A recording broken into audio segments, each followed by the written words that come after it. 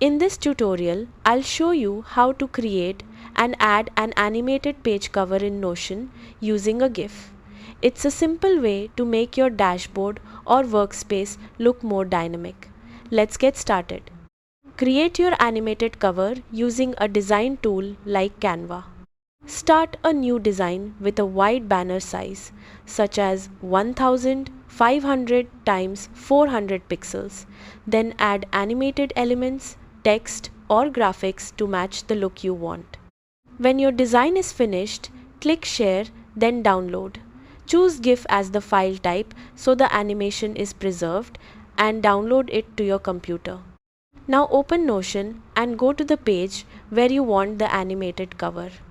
At the top of the page, click Add Cover. If your page already has a cover, hover over it and click Change Cover instead. Select Upload, choose the GIF file you downloaded and wait for it to upload. Once it's finished, your animated GIF will appear as the page cover. If needed, click Reposition to adjust how the cover is displayed so the most important part of the animation stays visible. That's how to make an animated page cover in Notion. Thanks for watching.